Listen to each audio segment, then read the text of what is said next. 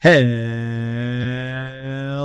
and welcome to the USA Volleyball Show, the official podcast of USA Volleyball. Of course, my name is Stephen Munson. I'm back from being sick, being out all last week, actually, at the time of the recording.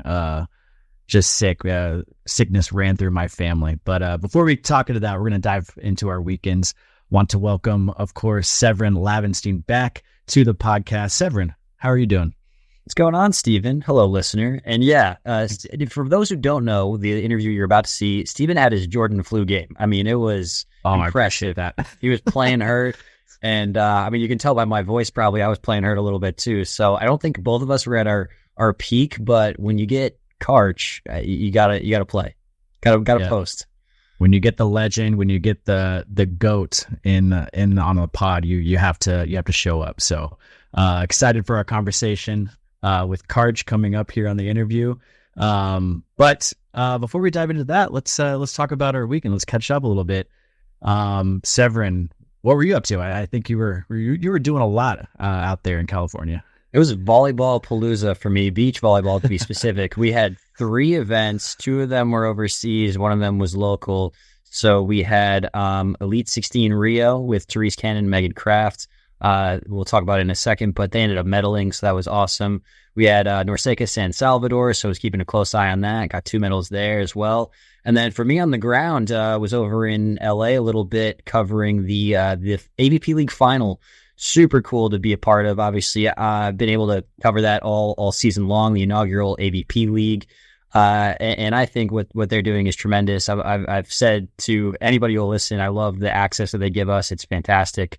I love being able to just kind of be with our athletes there. It's a really cool atmosphere. I think they've got a good thing going with just what they're trying to do there. And in the first season, I think there's some things that they're still trying to figure out for maybe what they'll bring back for the second season. But getting to be on the ground for the finale was awesome. Some great matches. Stephen, they went into this thing called the Golden Set, which is something I've never seen before.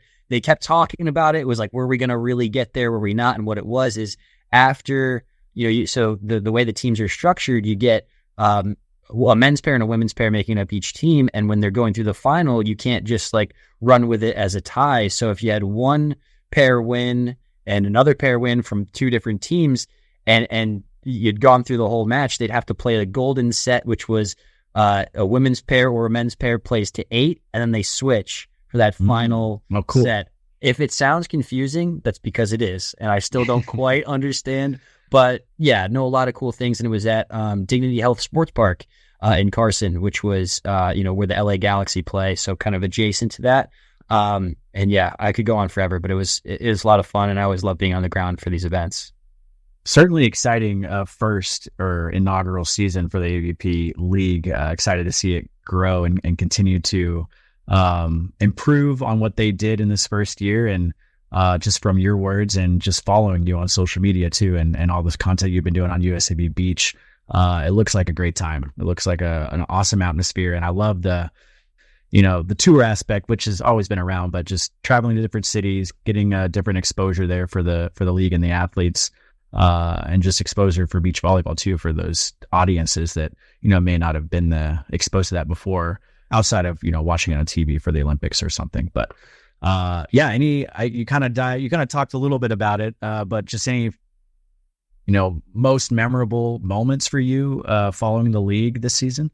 Yeah, I think obviously the first one that jumps out was just getting to see a great send-off for April and Alex. I think April Ross and Alex Kleiman, I think that I'm really glad that got to be on sort of home soil and in front of a U.S. crowd. And I think the AVP video team does a great job of kind of putting together stuff. Although I'd like to shout us out too. I think we've done a good job with our send-offs as well. But I think they deserved that, and that was really cool. I got to talk to them, and it's not exclusive to any one of our athletes. They're all amazing to talk to, but April and Alex were so generous with their time and getting to reminisce about their careers a little bit.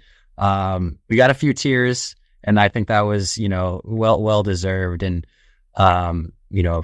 April being one of the GOATs of the sport and her partnership with Alex too was so great, so that they had a moment to kind of remember that. And then beyond that, Steven, I think the AVP League has such a cool balance of players having fun with it a little bit. I mean, you get the sky balls from the Taylor and Taylor squad, which is always kind of fun to see. But then, like, you get to the final, and we had some intense moments. I mean, Haley Harward is one of the nicest people you'll ever meet, but there were a couple of calls that went against her. She was ready to argue with the best of them. So I wouldn't have wanted to be on that ref stand. All in obviously good fun and all in respect, but it was it got intense for sure.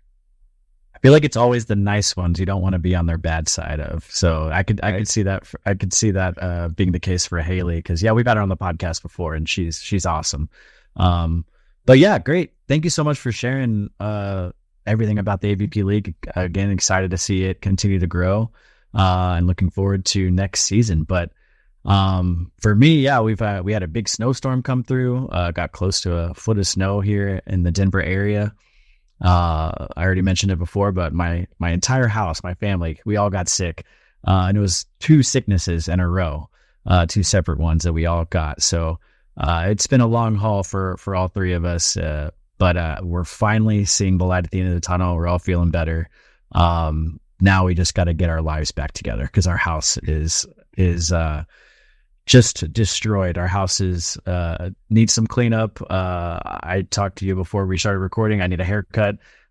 So we're slowly getting there. But I'm feeling well physically, so that's good. And I'm back to work. So big catch up for me this week. But we can't tell with the hat, and the beard is at a perfect length. So I mean, again, we'd never know. That's why I had that's to why you played that's that. why I'm wearing the hat. No, but yeah. So I guess now we've caught up. Wanted to give a quick little shout out to Clarence Hughes, our other host on the podcast. He is unable to make it. He wanted to be here, but he's having some technical issues. So one day we'll get all 3 of us back on the podcast, and excited for that day to come sometime soon, hopefully. But let's jump into it right now. And before we get into today's episode, we already revealed our guest, but you could already see that from the title, I'm sure. But before we get into today's episode, if you haven't already listened to episode 104, be sure to go download it, then go back and check it out. 6-time Paralympic medalist. Yeah, you heard that right. 6-time Paralympic medalist Laura Webster joins the pod to talk all things Paris, motherhood, and what's next in her career, and so much more in that conversation. Don't miss that episode. Listen or watch now on all podcast platforms, YouTube, and usavolleyball.org. Now it's time for What's on the Scene with Lappenstein. It's not as good as News with Hughes, but we do the best we can. We do. I think it's great. I'm pretty proud of it. Thanks. So we talked about it a little bit, but just an epic conclusion to the AVP League. It's in the books. Congrats to the champs, the San Diego Smash Squad. That's Tony Rodriguez, Gina Urango, Miles Evans, and Chase Budinger. The Dallas Dream came in second. That's Haley Harward, Kylie DeBerg, Andy Benish, and Miles Partain. And of course, special shout out to the Miami Mayhem, which was actually the final time we'll see pairing of Trevor Crabb and Theo Brunner. And, of course, the send-off for the A-team, April Ross and Alex Kleiman. They went out with a bang. They got that 3rd place in the 3rd place match. It was awesome, finishing on the podium one more time before officially retiring. And congrats to an awesome first season of the AVP League.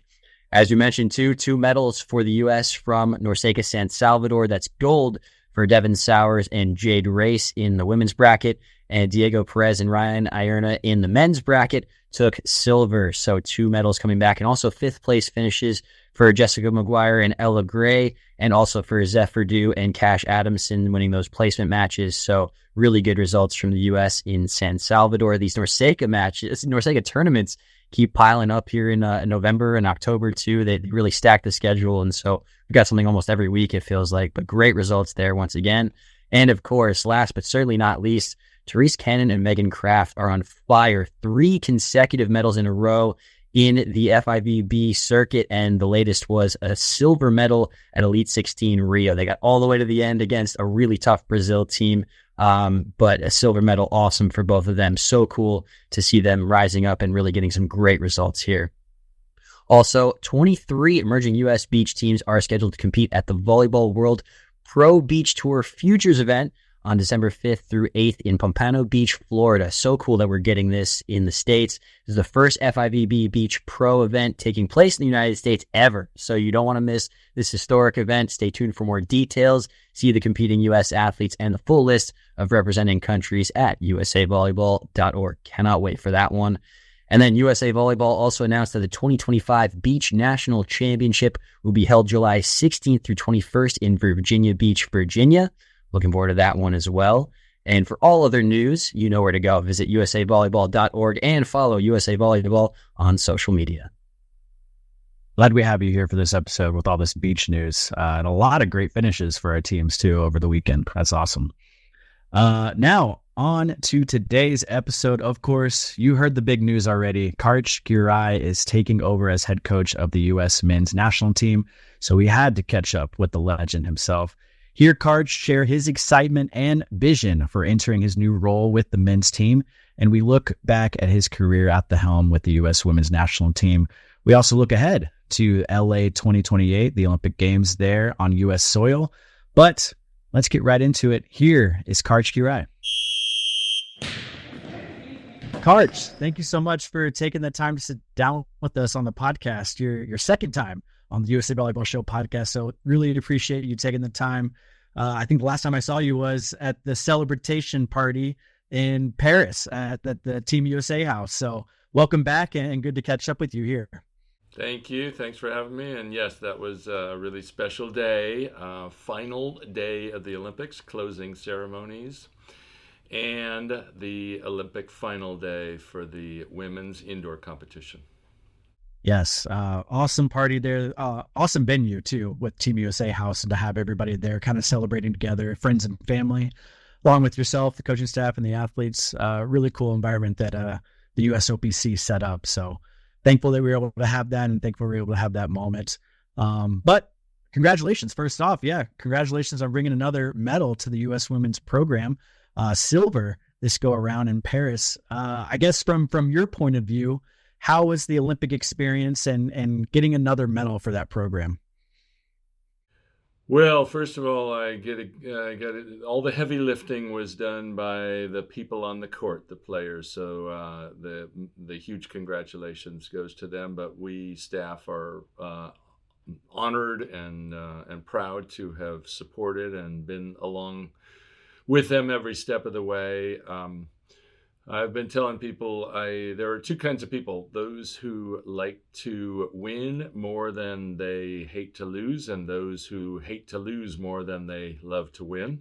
I'm in the latter category, but I will admit this was a really good accomplishment, and we ran into a buzzsaw. Italy had a phenomenal tournament. They only lost one set in their first match. The first match of the Olympic indoor women's competition on a Sunday morning 2 weeks prior. And after that, they just ripped through people. So that was a tall order. And I will say that that's probably the best I have felt, being a part of an effort that did not stand on top of the podium, but had a chance to.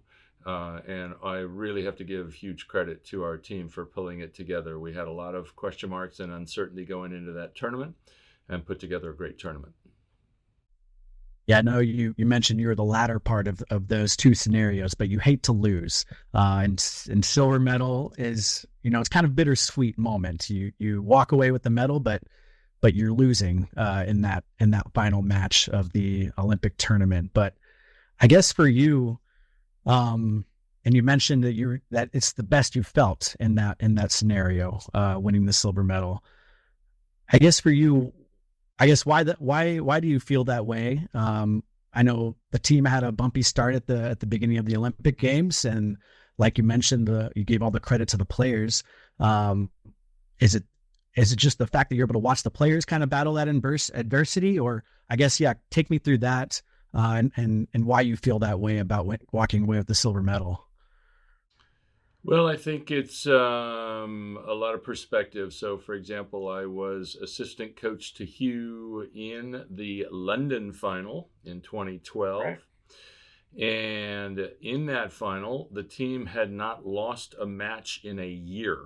And so to lose that after all that winning was incredibly frustrating, disappointing, and just everyone involved with the program knew we were capable of more.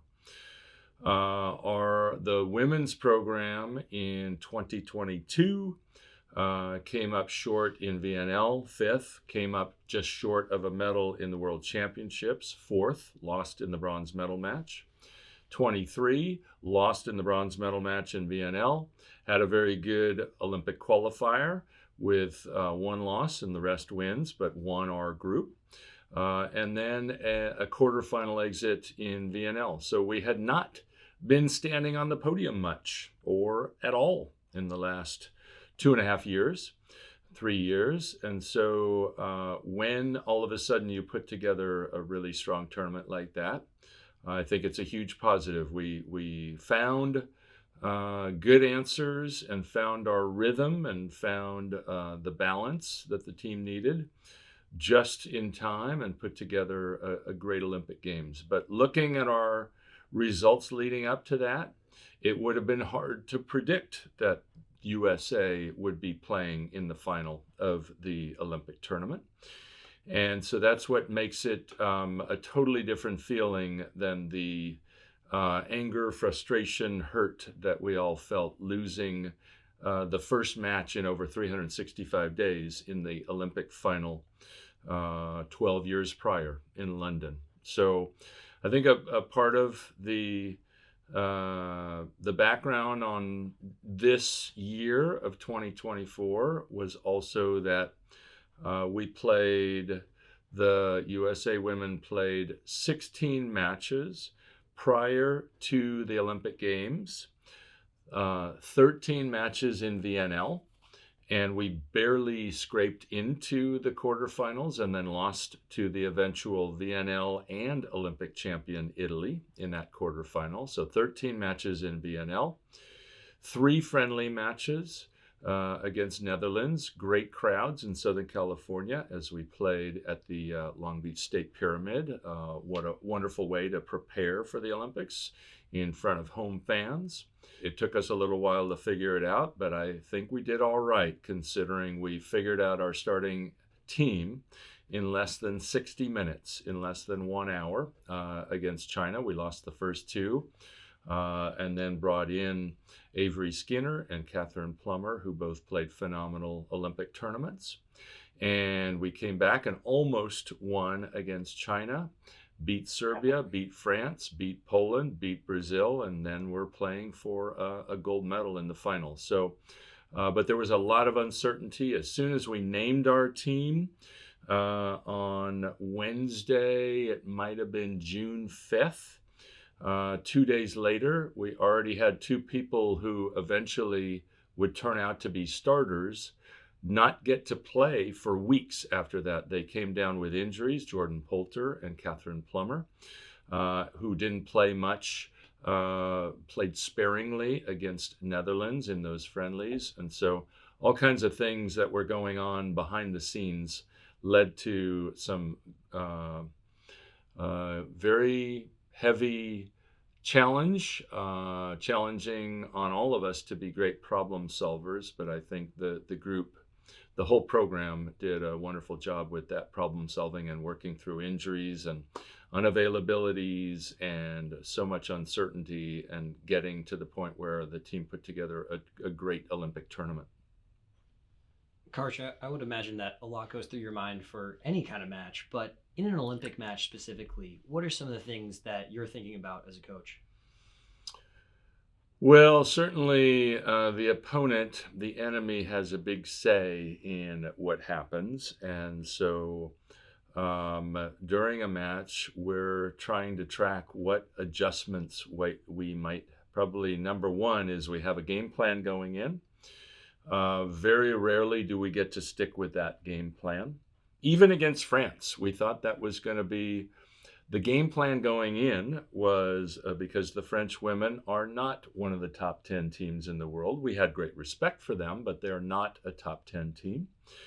And our plan and our hope was to rest Jordan Poulter some because we knew it would be the only time in the tournament that we would need to play 3 matches in 5 days.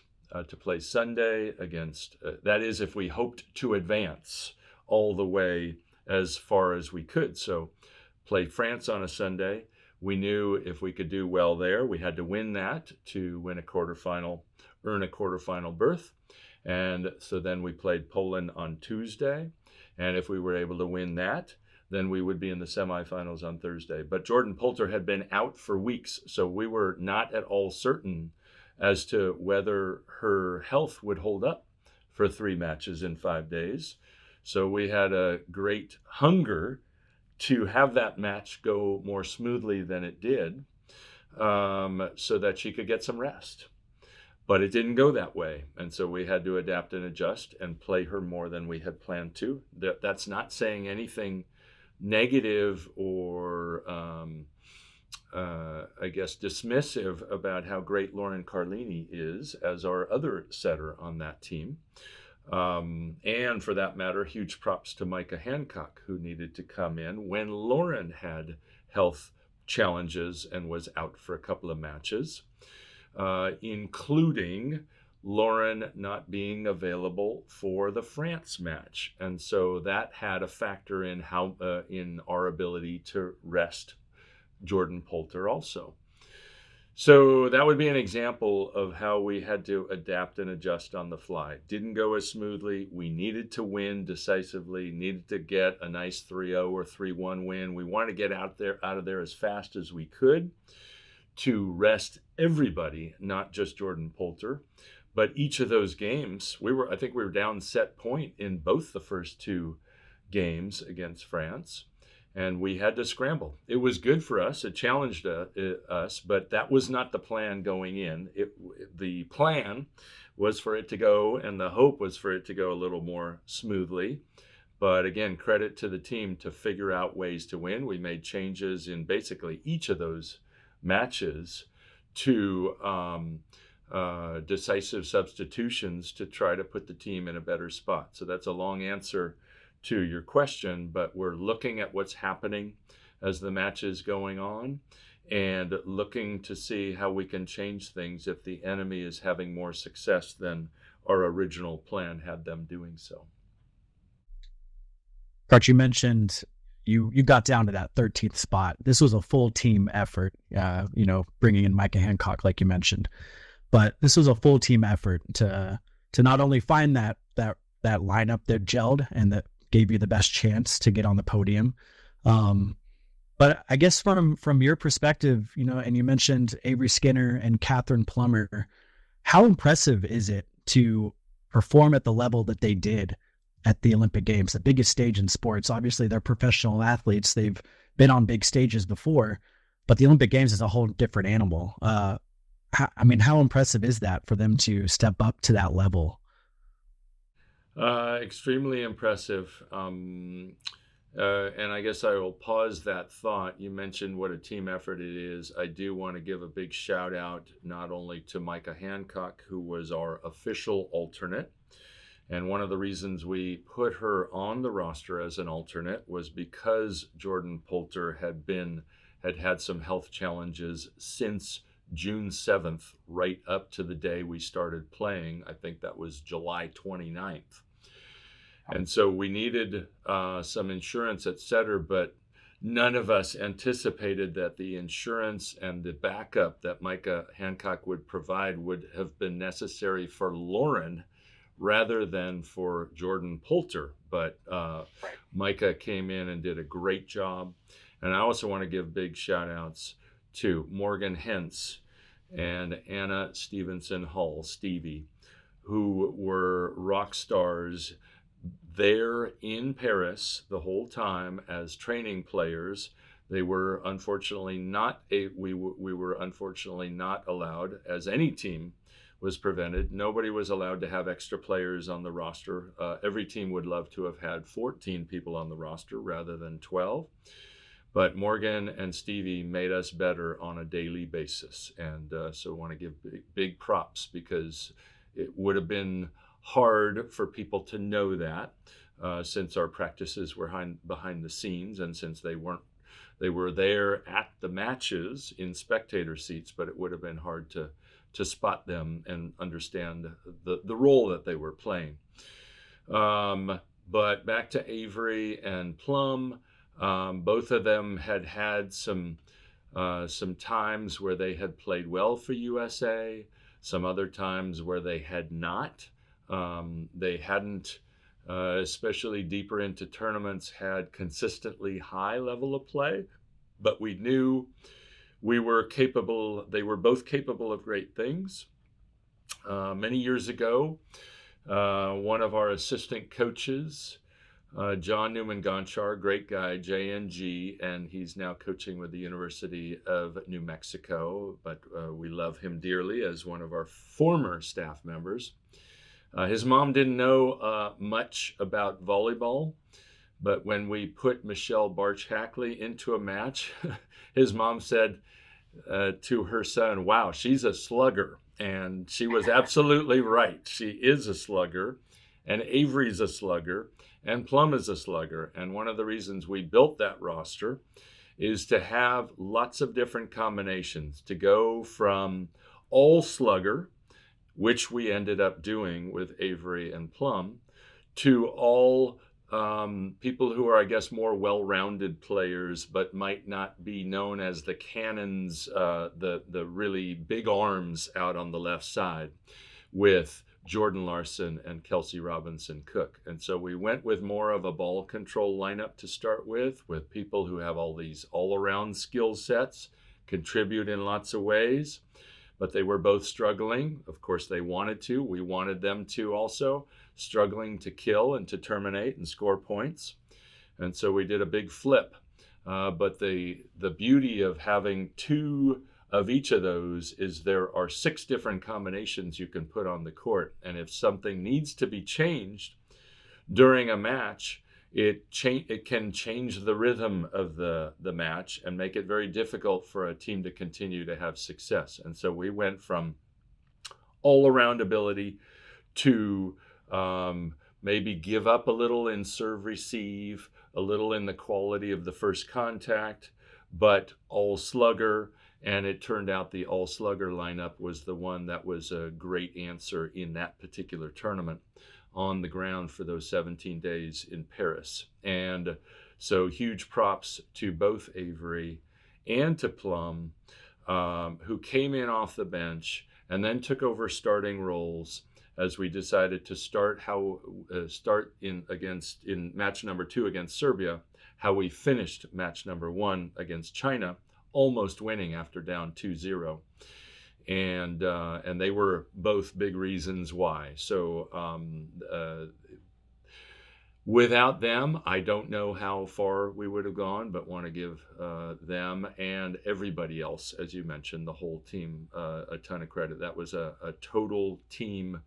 And not only the 15 people on the ground in Paris, 12 official roster people, 1 official alternate, 2 training players, but there were also there were fingerprints all over our program for people who did not travel to the Olympic Games, people like Sarah Wilhite Parsons and Kalia Lanier and others who were just short of traveling to that tournament, but stayed with us all through the training, all until we took we stepped onto the flight to Paris on Saturday, July 20th.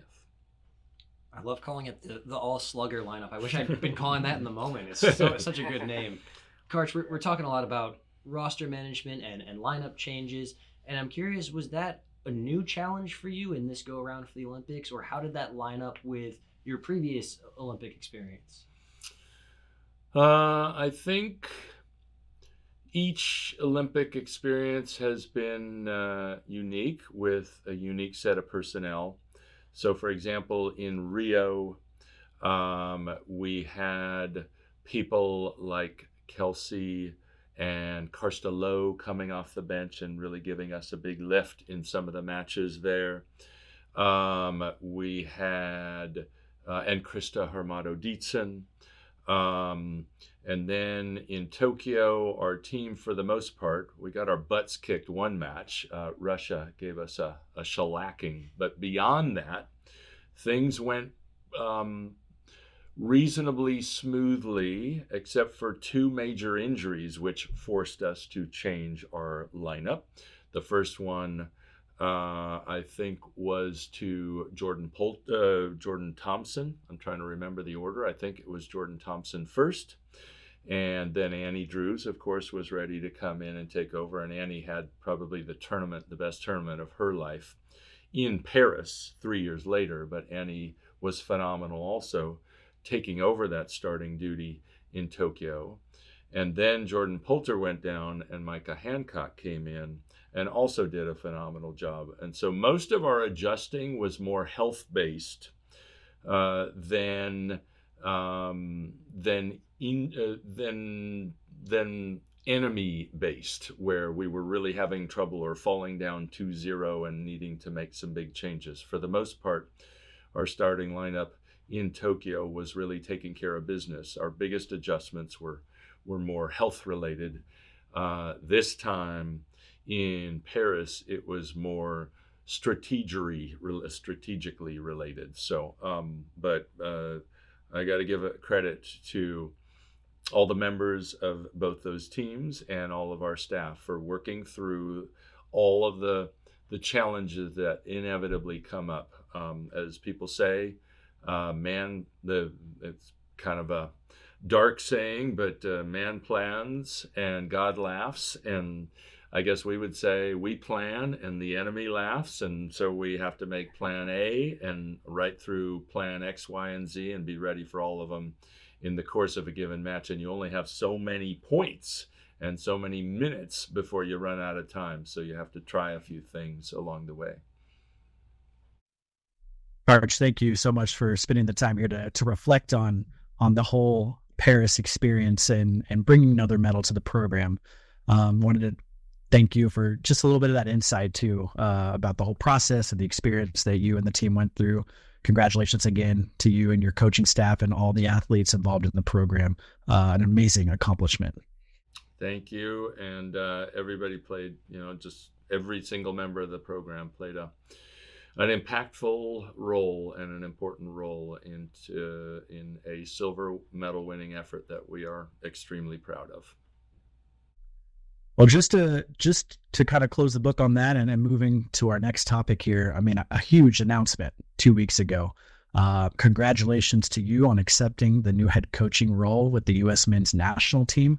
I want to reflect on some of your favorite, moments, memories with the women's team over the last little over a decade now. But first, I want to give you the space just for your initial impressions, reactions to kind of accepting that role after you took some time to reflect on that with your family.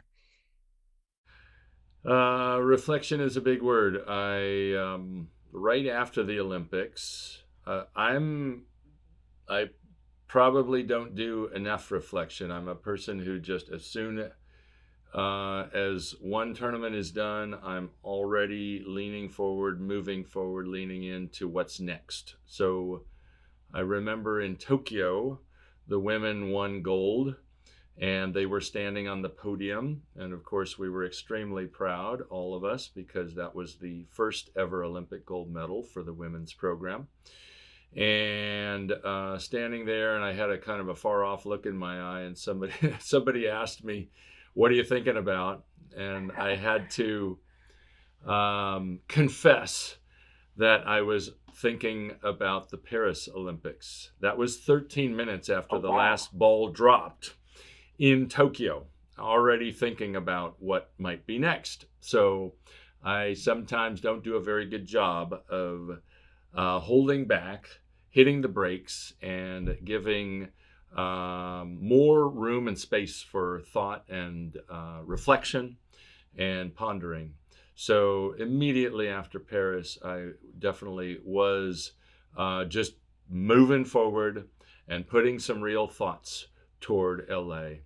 And then I just needed to back off and really pump the brakes. And talking about it with my family and some other great mentors and friends of mine, and I came to the conclusion that 16 years with the women's program, 4 as an assistant, 12 as head coach, is actually plenty. It is enough. And so with that, I, after that long process of reflection and deliberation, a number of weeks, I let new CEO of USA Volleyball, John Speraw, know that I would be moving on. And the initial plan, my plan was just, I'm going to move on, take a little break from coaching and see what's next. It could be coaching professionally, either outside the country or inside the country, but certainly more coaching was on the horizon. It's a passion and a love of mine, and it was just looking for something different, something new, something challenging, some great learning opportunity, and an opportunity to try to pursue some big accomplishment. And so John said, it would be a shame to not have you involved with USA Volleyball on any significant level. So we were both pondering ways I could be involved, and neither of us kind of at first thought of the thing that was staring us right in the face, which was a vacancy with the men. So that really wasn't on my radar.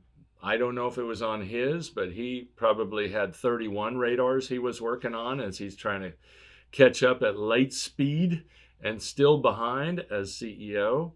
But at some point in that process, it just hit him, and he decided, you know what, we need to approach Karch hard for this job of becoming the next men's coach. So he presented that to me. It was a surprise. We were in a meeting here in Anaheim, and he pulled me out of the meeting and he just said, "You need to do this." And I was like, whoa. I knew I was moving on to something else and didn't know what that was, but here this opportunity jumped up.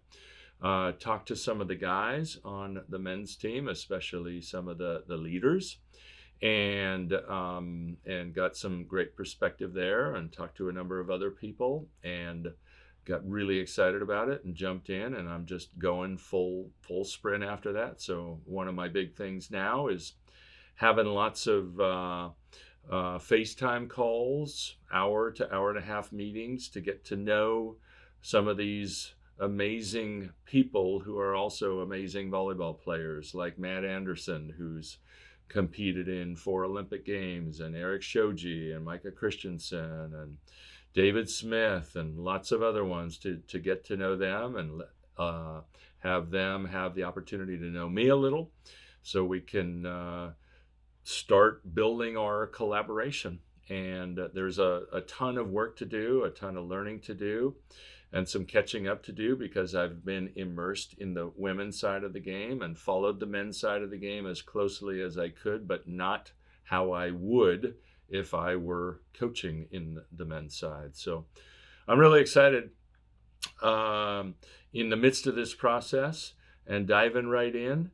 And I'm still forming a staff.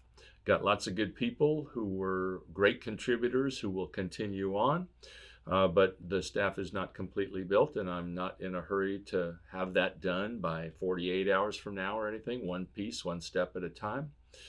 But it's a great program that doesn't need somebody to come in and blow the whole thing up and start from zero. World number 3 ranking. A great finish in Paris, but probably a more disappointing finish than the women's silver medal finish, because I think I certainly recognize it, and I know the guys do, that they were capable of finishing higher in that tournament, just like the USA women were capable of winning in London, and the USA women were. It's eerily similar. The USA women lost just one match in Rio in the semifinals, a gut-wrenching, soul-crushing loss to Serbia. But we beat every team in that tournament, and I think the USA men were capable of beating every team in that tournament. And so they too went. It's the most difficult thing in sports to lose a semifinal that you knew you could win, and then to pick yourself up off the floor when all motivation you might have to play volleyball 48 hours later might have been drained out of you. It's not like nothing like a death in the family, but it is a kind of a mourning because what you went there for originally to win a gold medal is no longer possible. But I so admire what the guys did. They came back with a vengeance and put together an incredible bronze medal match. What a response. Just as I admire the response that the USA women had in Rio after losing in the final. And the men there also lost a semi that was in their grasp in Rio, and go on to the bronze medal match down 2-0, and Reed Pretty comes in and helps turn things around, and they have a very hard-earned and they should be very proud of that bronze medal finish. So several bronze medals that really forced people to dig deep, and the USA men and the USA women have done that, and that's probably some of the proudest moments that we can all have. Just as Kerri Walsh Jennings and April Ross had to dig really deep in Rio on less than 24 hours notice after a heartbreaking loss. Coming back to play that bronze medal match can be incredibly difficult. So admire what the men have put together. Karch, can you give us some examples of maybe some key things that you learned as head coach of the women's national team that you're going to bring over maybe in your tool belt for the men's national team? Certainly one of them would be that I am trying to get to know. I love what one of my friends and former mentors used to say. God rest his soul, he's no longer with us, but Mike Hebert, one of the great coaches in volleyball and in women's volleyball, he said, it's people who win Olympic medals. It's not players. And so a big priority for me is just getting to know this group as people. It was a priority for me before, and it remains, to appreciate the families that many of the guys have built, married and children, and how incredibly important that is, because that's everything, and it's so far goes beyond the fleeting time and maybe expiration date that people have as athletes. They can only do it for so long, but family's there forever. So I'm trying to let them know how much I value family, and I love having family around at tournaments, and we love having family, especially on the road, come visit. Like when when the women were playing in VNL this year, lots of family came to cheer week 2 on in Arlington, Texas, where they could travel more easily. Then to Thailand or Japan or Brazil, the other sites we played. And so it was great because we would have lots of family out as we had our practices or our morning serve passes. And I really prioritize that. Family doesn't get to come to many matches because so many of the men's matches and so many of the women's matches are outside the country. So it's really important to try to involve them more. I'll continue to make that a priority. And then I think another thing I have learned is we've worked really hard in the last couple of years to try to find what is the right amount of training. Every coach aspires to have practice, a typical week of practice be not too much and overtrain, and not too little and undertrain, but to be about right. And I think we've gotten better at that as we've gone along. And so I'm excited to try to continue that almost like a titration process of trying to find a great middle there that will foster good preparation, but also good health, especially on the men's side. Now that there's a women's pro league that so many people are going to play in, So many of the Americans who represented us in the Olympics will play in League One starting in January. They got some real time off. The guys mostly didn't. They got a little, far less time off after Paris, and then diving right back into the grind of competing professionally in France, Germany, Poland, Italy, Turkey, Russia, Japan, and other places.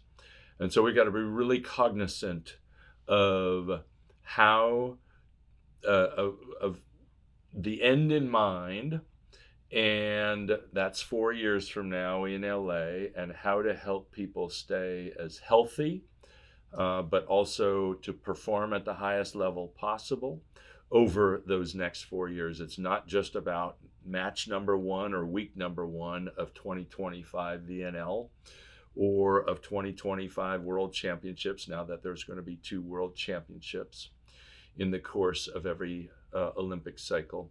But it's how to help people who want to continue, give them the best chance, but also how to foster some great young youth development to be able to push someone like a Micah Christensen for his setting spot. It makes him better. It makes the team better.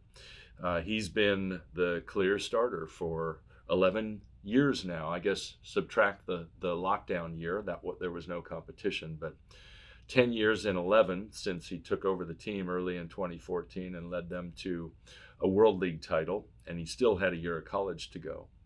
But it's really important to have depth at every position. So that's going to be a big focus, and that's something people are more accustomed to on the women's side. There are more opportunities to play college volleyball for women.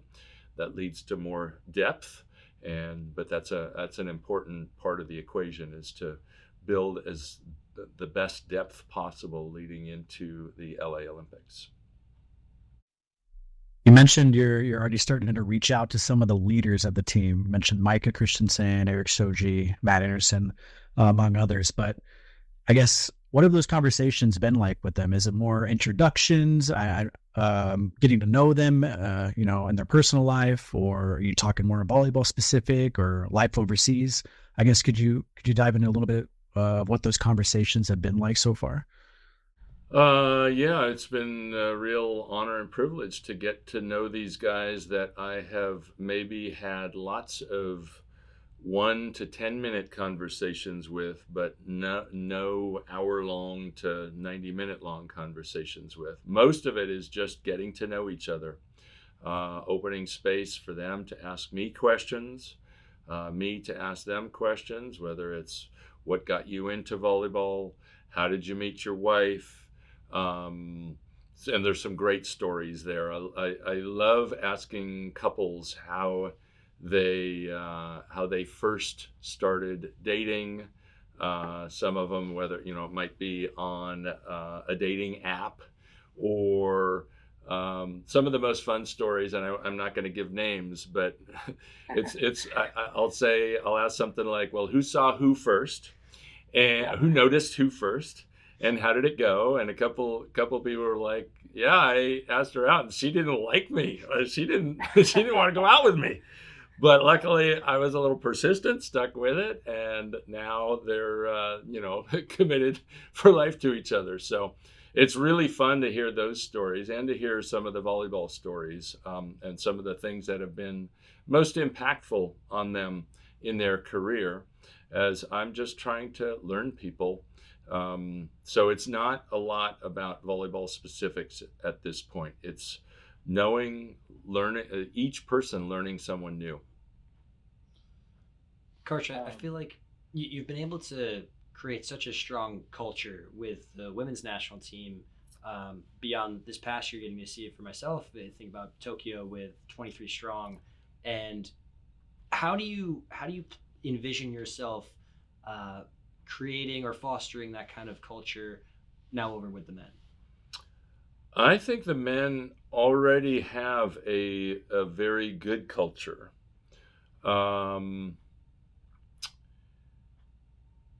I guess the thing I'd say is, generally cultures in competitive sports can run from on the one end, the one extreme or end of the spectrum is utterly cutthroat. I'm out to take your spot. I'm going to be an a-hole to you. I'm just doing everything I can. I'm not putting my foot under the net and trying to hurt you, but it is just gnarly. Every man or woman, man for himself, woman for herself. And then on the far other end of the spectrum is an incredibly kind, supportive side. But people know that to win an Olympic medal, you can't be at that far end either. Most people might call that too nicey nice, and you can't have honest and open conversations because you're afraid to hurt somebody's feelings, even though we have to confront honestly what is it that we need to get better at. And we have to confront that we have deficiencies, we have strengths, we have to foster both our strengths and our deficiencies. And so each group is going to find the sweet spot there. And you don't want total cutthroat dog eat dog. And you don't want total nicey nice, almost like fake nice, because it's not, there's no depth to it. It's so topical. And so every team needs to find that balance. There might have been times where during my career with the women where we might have felt might have gone a little too far toward the nice and kind side, and maybe needed to get a little further back to this nice balance of supporting each other and cheering each other on, but also competing as hard as we possibly can. And the men have focused on that, but they might say that at times the needle might have gone a little too far. And so that's a big challenge, is to find that balance, because I think when you find that balance, that's when the power of the group can most be harnessed and unleashed. If we're way over here, nobody feels supported, and it's a misery to come into the gym every day. People are like, why am I even here? Everybody's just out to get me. And if we're over here, we're not challenging each other to get better at anything. And so that's going to be a big one. Long answer to your short question. Sorry, I'm giving a lot of long answers here, but finding that sweet spot, and that might be different in 2025 than in 2027 or 28, because the personnel might not be the same. And we have to work together to find that right balance. But we have to have a certain amount of incredibly fierce competitiveness in us. We can't take down Poland and France and Italy and Russia lurking in the wings if the Ukraine war ever gets solved. They are going to be spitting nails at the world. They're going to be so pissed that they didn't get to compete in the last Olympics. I'm speaking specifically of the Russian men's volleyball team, women's volleyball team.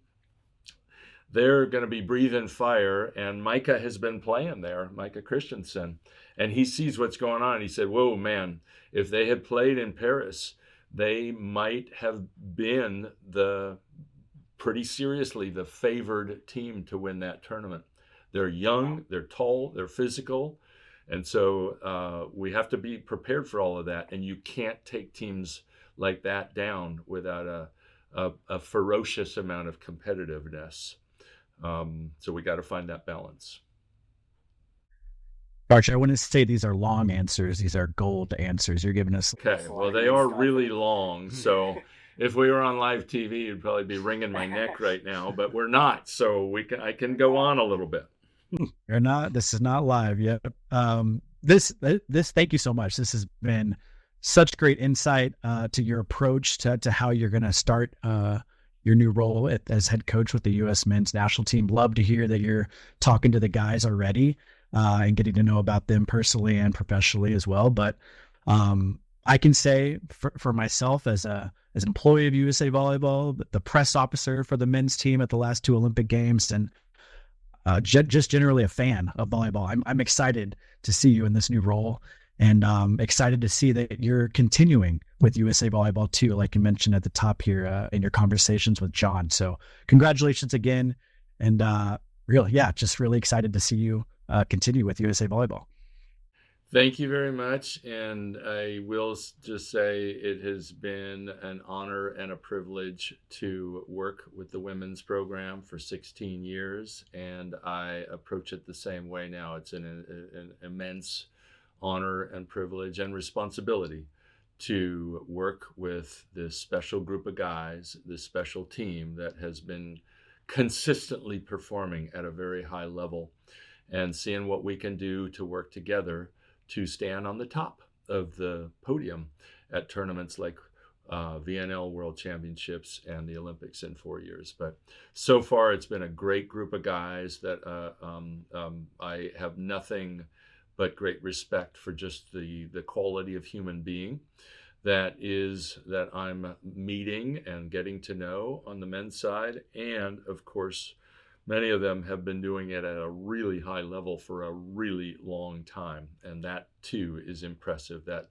the thing I've always admired the most in looking at other athletes, other teams, is consistently excellent performance, high performance over time, multiple Olympic Games.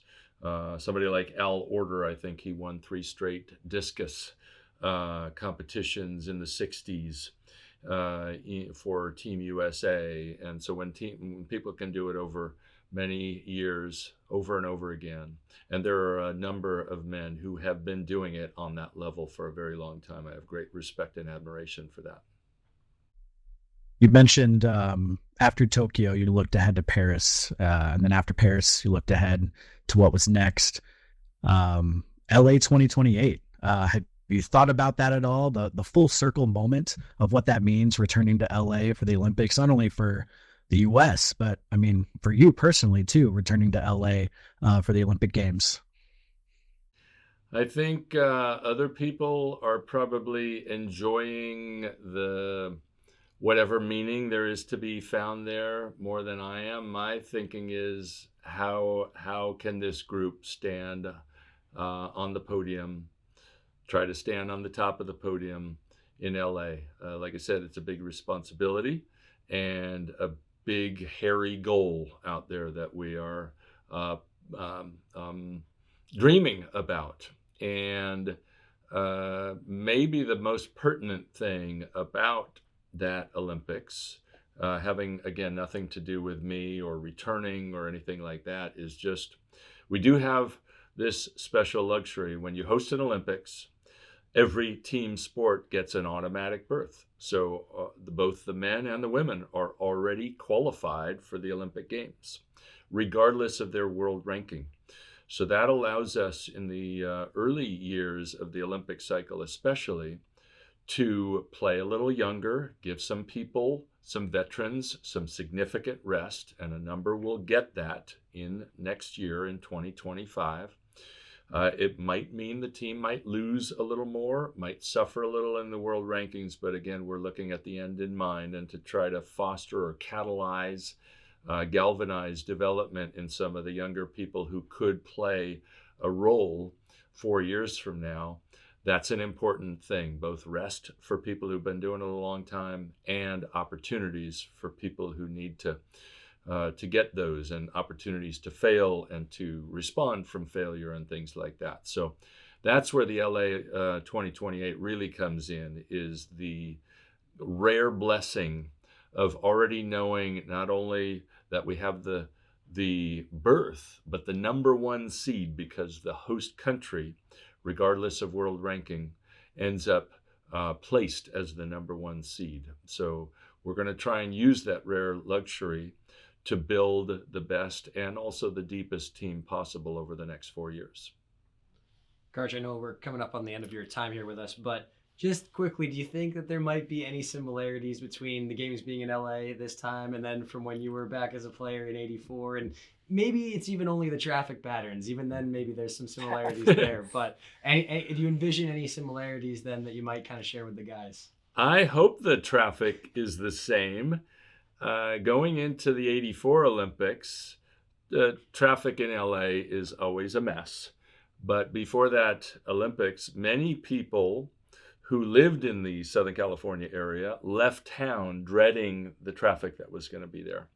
Another big thing that businesses did is they staggered their start and finish hours. And so some businesses started at 8:45, others at 9:15 in their standard 8-hour day. Those two things made for the best traffic I have ever seen. If you've ever driven at 3:30 at night in LA, that's how it was 24/7 during the Olympics.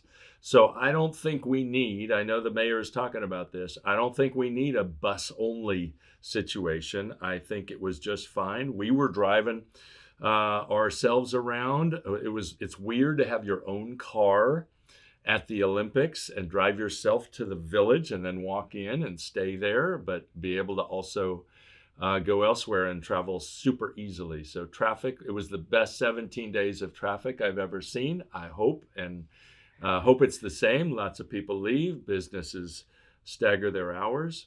And of course, having the home crowd is huge. And it's also a responsibility. It can actually be a little bit of a weight on teams' shoulders. We have to, the weight of expectations of a home crowd. So we have to certainly take that into account. And then for the volleyball, jump spin serving was just starting in 1984. The Brazilians were some of the first to deploy it. And when we played them in group play, their serves were really on, and they beat us 3-0 in that match. And then they had serve error after serve error after serve error in the final, and we beat them really easily in the gold medal match. But it was our first real taste of significant jump spinning. And of course, now players are taking it to a completely different level. Here we are 40 years later. And it is awesome to see. It's also can be a little frustrating for fans because the errors are at a higher rate than they are in a almost strictly jump float serve game like on the women's side. But, studying all of the men's Olympic matches, people like Max Holt, Taylor Averill, I mean, they just had phenomenal tournaments and contributed in so many ways. A couple of great starting middles, along with all the other wonderful players on that team. But there is heat coming, and that's something that's very different than you would have seen 40 years ago. I think another thing you would see different than 40 years ago is there are now just consistently 4 sometimes devastating attackers available to any setter on offense. And so teams have to get very sophisticated when there are 4 highly productive, highly efficient attackers, but only 3 blockers. Those 3 blockers can't stop all 4 of those attackers. They have to play the odds and do some things that are a little different. So that's very different. That I don't ever remember that there were consistently 4 attackers available on the men's side in 1984. There are now, and that's just across the board, across the world. So very high demands. That's one reason teams are serving so hard, is to take out one of those options and now only have to worry about 3 world-class players who could be attacking instead of 4 with a middle involved also. But those are a few of the changes. I guess differences. I certainly remember that Brazilian fans are very passionate and great at supporting their team. So I remember them driving a lot of our Americans fans and our family and our friends nuts because how are these 40 people over in the corner of the Long Beach Sports Arena making as much noise as 9,000 Americans here? So it'll be a challenge for our American fans, which is crazy that it's only a couple of minutes away from here at the Honda Center, as they have the venue laid out at this time. That's the planned venue, to be so close to our offices and our gym. But it'll be a challenge for the American crowd to take advantage of this chance to fill up the stands and support their teams. And the teams, I'm sure, will very much appreciate it.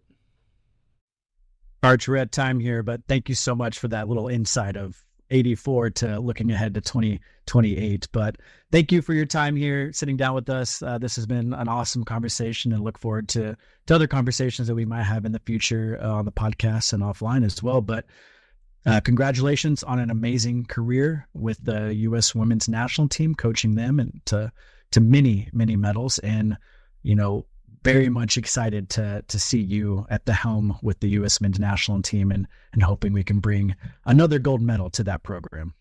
That's the hope. Set these big, hairy goals. They're incredibly difficult, but that's what makes them so amazing and so special, when you can try to achieve an accomplishment like that. So thanks, Stephen. Thanks, everyone. Thank you. Great to join you too. Yep. We'll talk soon. Thank you. Such an awesome conversation with Karch. Really glad we were able to kind of pull him away for a little bit. Shout out to you for scheduling that interview and wrangling Karch. But awesome conversation. Really, really great with his just insightful answers and just, digging deep into not only, his reflection on his career with the U.S. women's national team, but really, looking ahead to what his approach is going to be like with the men's team and what he's already been doing with some of those athletes already. So, really love that conversation with Karch. As always, love talking to Karch. Yeah, Stephen, he's got, what did he call them? Big hairy goals, which I thought was just that was amazing. cool. I mean, nice Karchism there. Yeah, I would be too scared to say this to his face, but I did actually go down a rabbit hole and watch old Karch interviews before we got to this point, and it's so interesting. It's like the same guy talking, but in the kind of 80s sort of style of video, and obviously a different kind of looking phase of his career, and you're just like, oh my God, it's the same all the way through. It's so cool.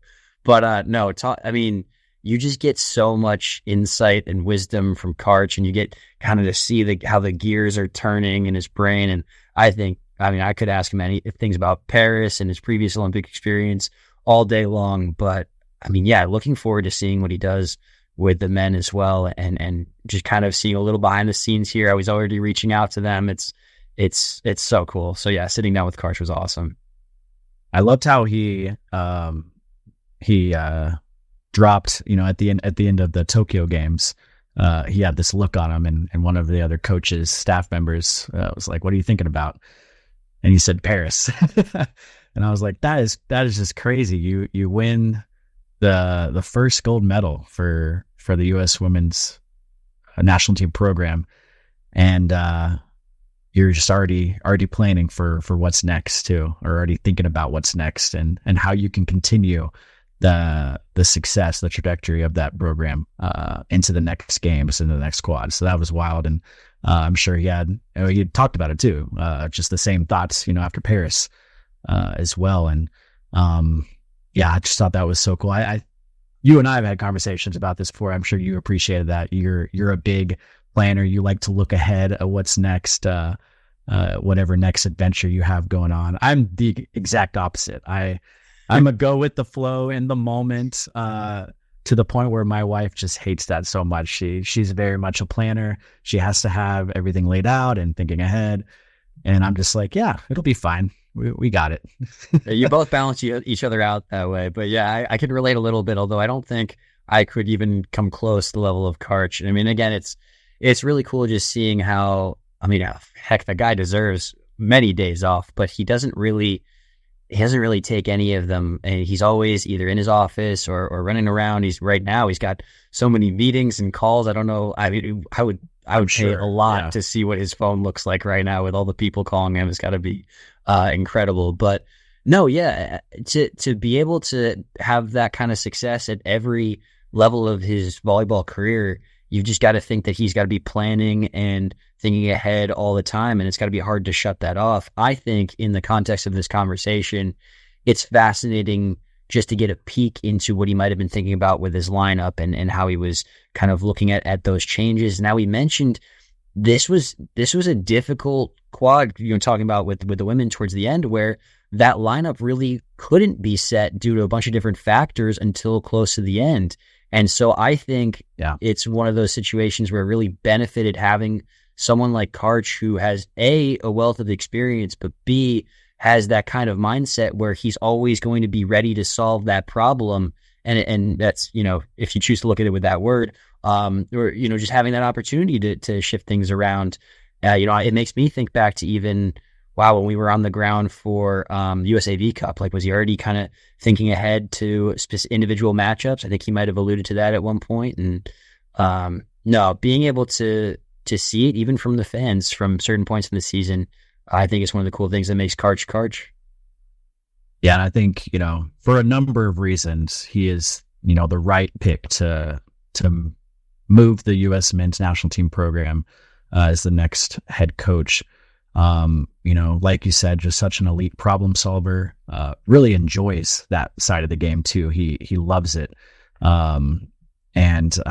Just really excited for this next chapter, as a fan and as an employee for USA Volleyball, but really as a fan, just to see him kind of come full circle with the U.S. men's national team program. And he even downplayed it a little bit. He's not going to feed into all the storylines into LA, but that's what we're for. But that's what we're for, and we will certainly be looking at all those storylines and excited for all those storylines too. There's a lot of significance for not only Karch coming back to LA as the U.S. men's national team coach, but just the games coming back to LA too in general. But thank you again. Go ahead. Oh, no, sorry. I just wanted to say one more thing, which is I just thought it was so cool too. I think it was one of us asked him about the setting the culture for the U.S. men's team, and I thought his answer was so great when he's like, they really have such a great culture, and it's just about finding that balance where on that meter of which buttons do you need to push to get it to be over to one side or another. I can't remember the specific phrasing that he used, but it was basically about either being too nice or being too just hardcore, and I thought that again was just one more insightful answer. But sorry, Stephen. Yeah, absolutely. Thank you to Karch for sure for that interview. Yeah, no, and you just sparked another memorable moment for me in our conversation with Karch, but just how he wants to really develop the pipeline of the national team and really challenge those starters.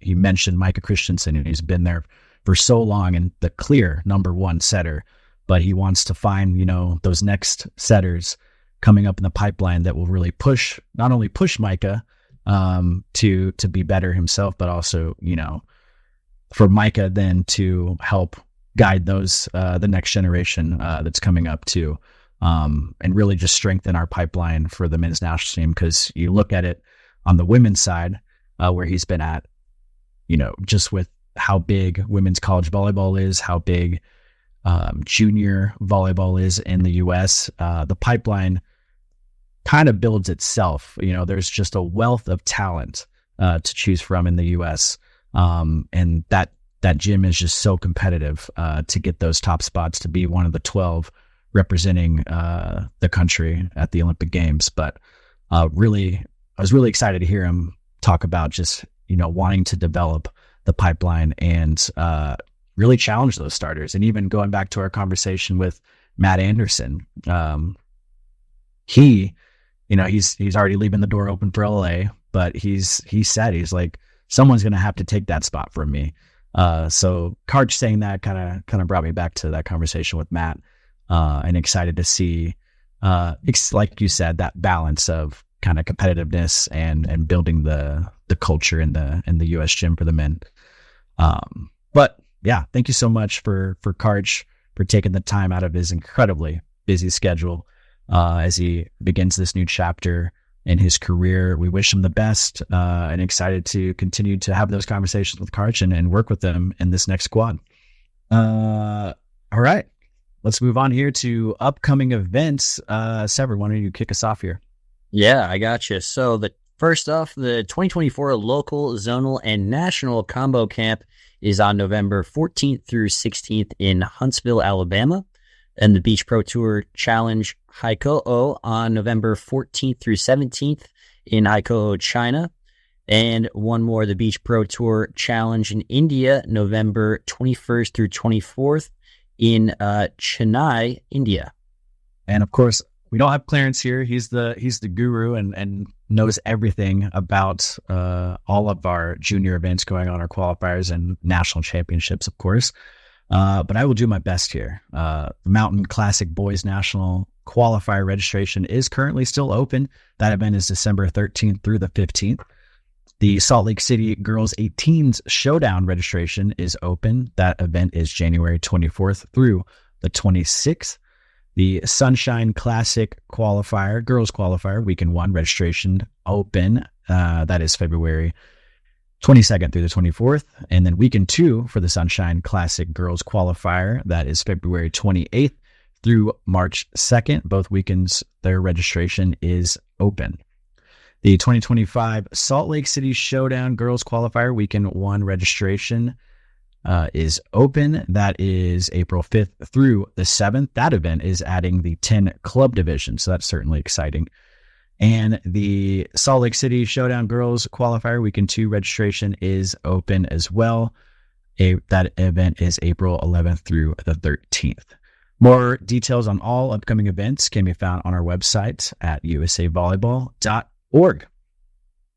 Now, remember, listeners, you can rate and review, share these episodes with your friends, family, teammates. It really helps this podcast grow. We see the support. Thank you so much.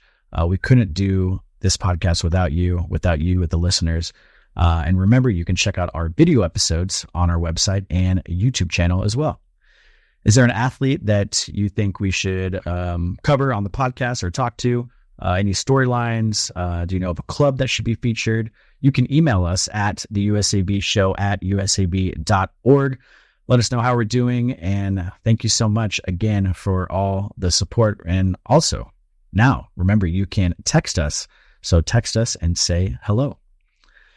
And just a reminder for you, new episodes drop every other week. And until next time, thank you so much for listening to the USA Volleyball Show, the official podcast of USA Volleyball. This has been the USA Volleyball Show with Clarence Hughes and Stephen Munson.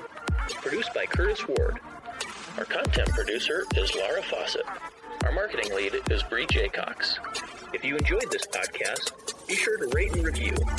And if you haven't already, please subscribe to the USA Volleyball Show on Apple Podcasts, Spotify, or wherever you listen to your podcasts.